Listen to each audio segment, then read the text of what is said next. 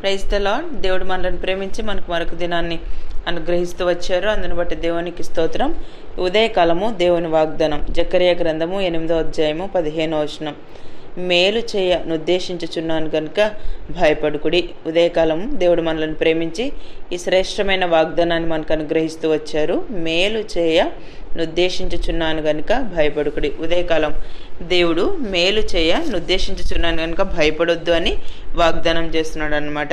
అంటే దేవుడు మన జీవితంలో మేలు చేయాలి అంటే మన ప్రతి పరిస్థితిలో కూడా దేవుని యొక్క వాక్యంలో రాయబడుతూ వచ్చింది. మీరు చేయవలసిన కార్యం లేవనగా ప్రతివాడు తన పొరుగు వానితో సత్యమే మాట్లాడవాలని, సత్యమును బట్టి సమాధానకరమైన న్యాయమును బట్టి మీ గుమ్మములలో తీర్పు తీర్చవలెను.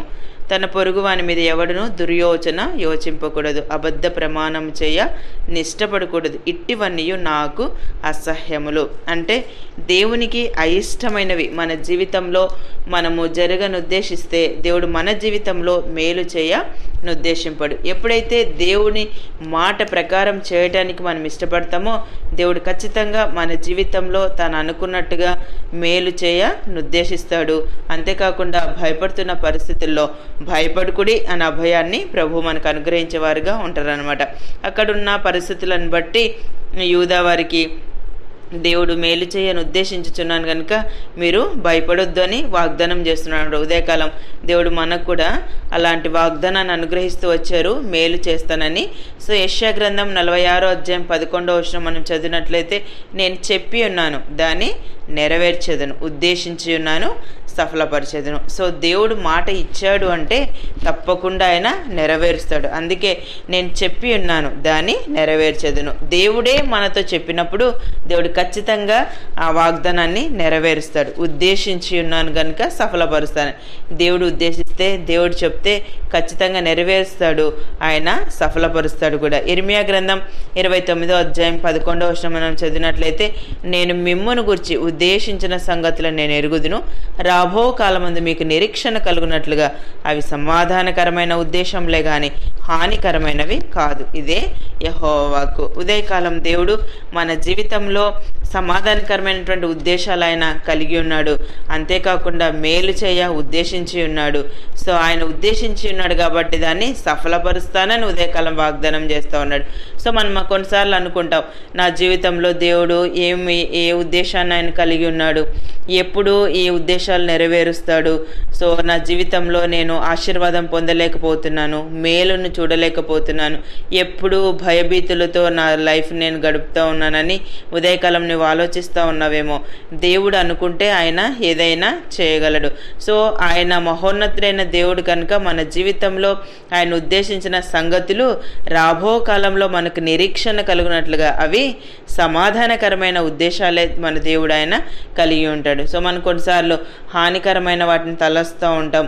సో ఇలా ఉంటే ఎలా ఉంటుంది, మనం చేసుకునే ప్లాన్స్ అన్నీ అలానే ఉంటాయి. అదే మన జీవితంలో దేవుడు ఉద్దేశిస్తే దేవుడు చక్కని ఒక పర్పస్ మన లైఫ్లో ఆయన కలిగి ఉంటాడు. మనం కొన్నిసార్లు దాన్ని ఆలోచించక కొన్నిసార్లు అంటే హానికరమైన వాటిని మనం తలస్తూ ఉంటాం. దేవుడు ఉద్దేశిస్తే దేవుడు ఖచ్చితంగా సఫలపరుస్తాడు. ఉదయకాలం సో నా జీవితంలో దేవుని యొక్క ఉద్దేశం ఏంటి అని నువ్వు ఆలోచిస్తున్నావా?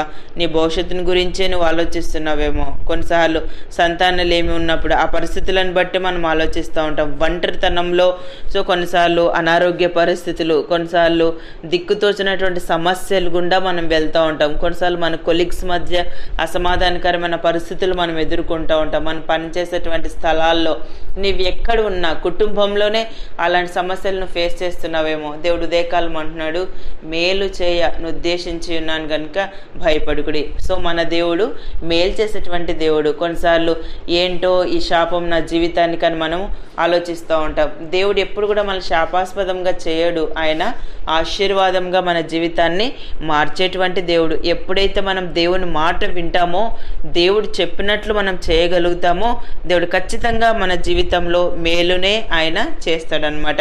కొన్నిసార్లు మన జీవితంలో ఆ మేలు కలగకపోవటానికి సో మన జీవితంలో మనం వెళ్ళేటువంటి ఆ పాపమే. ఆ పాపము అంటే అది మన కొన్నిసార్లు మన పొరుగు వాళ్ళతో సత్యం మాట్లాడకపోవచ్చు, అబద్ధ ప్రమాణాలు మనం చేస్తూ ఉండవచ్చు. సో కుటుంబంలో అబద్ధాలు మనం చెప్తూ ఉండవచ్చు. చెప్పొచ్చు. ఒక చిన్న అబద్ధమైన దేవుడు మన జీవితంలో మేలు చేయలేడు. దేవుడు యథార్థవంతుడు, ఆయన సత్యవంతుడు, ఆయన న్యాయమైనది చేయాలని ఉద్దేశించి ఉన్నాడు. ఎప్పుడైతే మన గుమ్మంలలో వాటిని స్థిరపరుస్తామో దేవుడు ఖచ్చితంగా మన జీవితంలో మేలు చేస్తాడు, ఆయన ఉద్దేశించింది సఫలపరుస్తాడు. అంతేకాకుండా మన జీవితంలో ఆయన సమాధానకరమైన ఉద్దేశాలే కలిగి ఉన్నాడు. ఎప్పుడు కూడా హానికరమైనవి మన లైఫ్లో ఆయన తలంచాడు. ఉదయకాలం దేవుడిచ్చిన ఈ ప్రశస్తమైన వాగ్దానం మన జీవితానికి మనం అన్వయించుకొని ప్రభువు చెప్పినట్లు చేయుటకు ఇష్టపడదుము గాక. ప్రార్థన చేసుకుందాం. ప్రేమగల తండ్రి, మీ నామాన్ని బట్టి మీకు ఎంతో వందనాలు. ఉదయకాలం మాకు అనుగ్రహించిన ఈ ప్రశస్తమైన వాగ్దానాన్ని బట్టి స్తుతిస్తున్నాను ప్రభా. మేలు చేయ ఉద్దేశించుచున్నాను గనుక భయపడుకుడి అని సెలవిచ్చారు. ఉదయకాలం నిత్య జీవపు మాటలు వింటున్న మీ ప్రజలందరినీ కూడా జ్ఞాపకం చేసుకునండి. వారి జీవితంలో మీరు ఉద్దేశించిన కార్యాలు సఫలపరచండి అయ్యా. మీ సమాధానకరమైన ఉద్దేశంల చేత మీ బిడ్డలను మీరు తృప్తిపరిచి అన్ని విషయాల్లో సహాయపడుతూ రావాల్సిందిగా ప్రార్థిస్తూ యేసు ప్రభు నామమున ప్రార్థిస్తున్నాను తండ్రి. ఆమెన్.